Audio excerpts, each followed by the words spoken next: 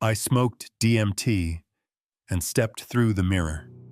I set the pipe down on a folded towel in front of the mirror, lit 3 candles in a triangle behind me, and told myself I was ready, even though I knew you never really are. I'd broken through on DMT a couple of times before, but this time felt different. There was this strange stillness in the air, like the apartment was holding its breath. The lights were off, phone in airplane mode. Nothing but silence, flickering candlelight, and my own heartbeat echoing off the walls. I loaded the dose, probably 40 milligrams, sandwiched in a bit of mullein, and sat cross-legged on the rug, pipe in one hand, lighter in the other, staring into the mirror as if it might blink first. The moment I took the 3rd inhale, everything shifted. It didn't begin. It detonated. My lungs emptied, the pipe hit the towel, and suddenly the walls cracked outward like thin porcelain. Geometry poured in from every angle, pulsing fractals, impossible architecture folding over itself. Colors I have no names for. The candlelight stretched into infinite ribbons, wrapping around the room like I was inside the inside of a kaleidoscope. But the mirror didn't change. It was the only thing untouched. Still glass.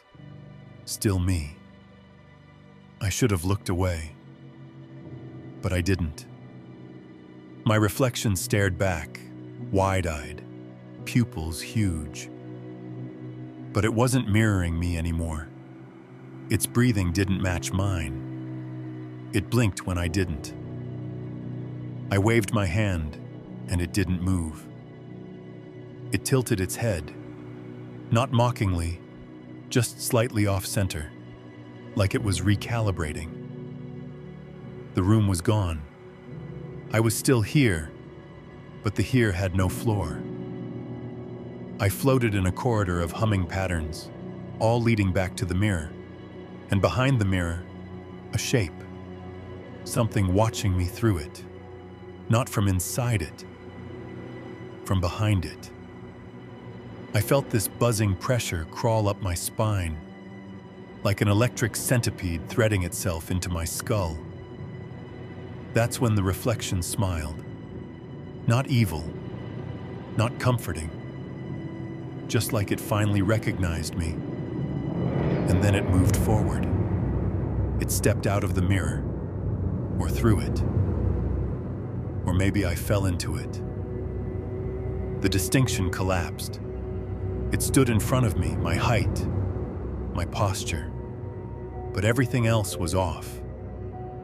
No irises, no facial hair.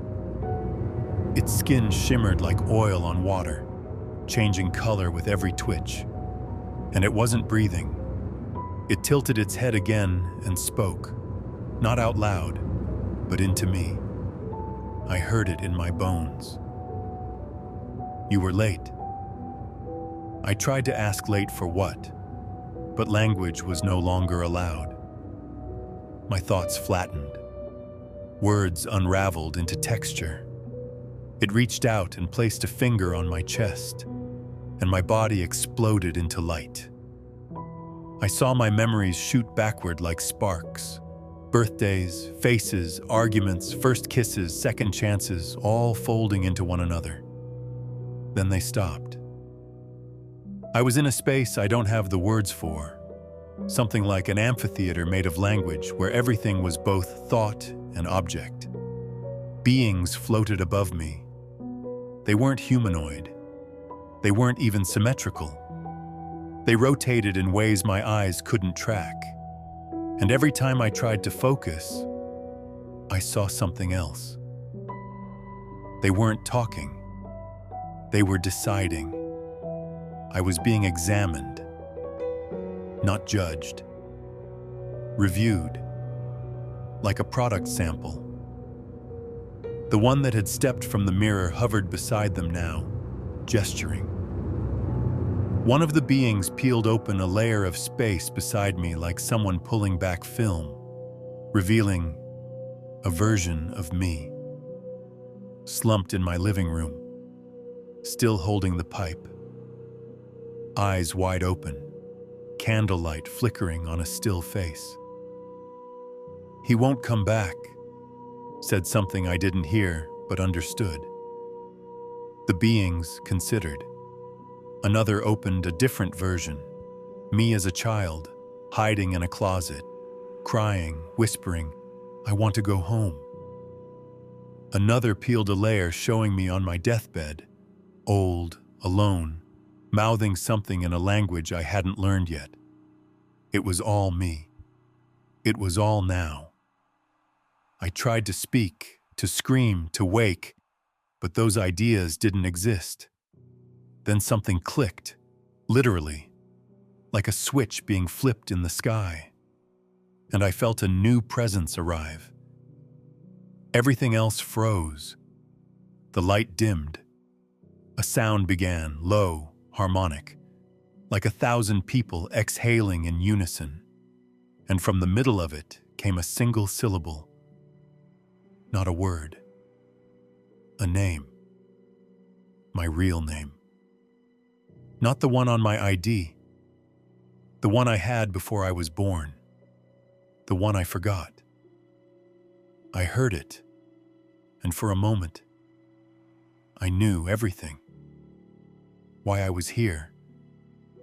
What it all meant. What came next.